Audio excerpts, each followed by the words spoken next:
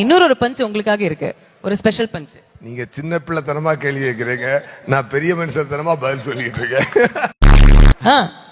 ஏன்னா அவ்வளோ ஸ்வீட்டா அவங்களை வந்து ரசிச்சு பார்த்துட்டு இருந்தாங்களா, அதனால தான் கேட்டேன் அந்த சைட்ல இருந்து. ஆமா, சான்ஸே இல்லையா.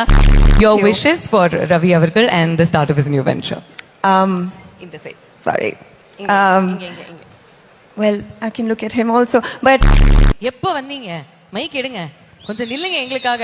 எல்லாருக்கும் வணக்கம். வணக்கம் வணக்கம். உன் பின்னாடி தான் நின்ன. அப்படியா? இப்ப முன்னாடி வந்துட்டீங்களா, அதனால தான் பார்த்தேன்.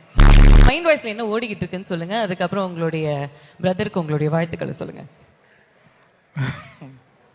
ஏமா இப்படி மாட்டி விடுற? எப்போதுமே மாட்டி விடுறது தானே. என் மைண்ட் வாய்ஸ் எப்பவுமே ரவி சார் என்ன நம்பி ஒரு படம் பண்றாரு, அது பெருசா வரணும், பெரிய ஹிட் ஆகணும், அவர் ப்ரொடக்ஷன் பெரிய ப்ரொடக்ஷன் ஆகணும்னு ஆசை. கண்டிப்பா நடக்கும். இப்படி நல்லவரா நடிச்சா மட்டும் என்ன, அந்த நீங்க ரொம்ப நல்லவர் தான், நல்ல மாதிரி தான் யோசி. அது கொஞ்சம் நல்லா சிரிச்ச மாதிரி சொல்லு, அதுனா அப்படியே நல்லவர் தான், குழா சண்டை போடுற மாதிரி.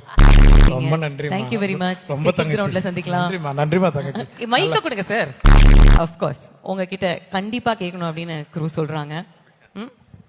இன்னும் ஸ்டேஜ் ரெடியா இல்லையா?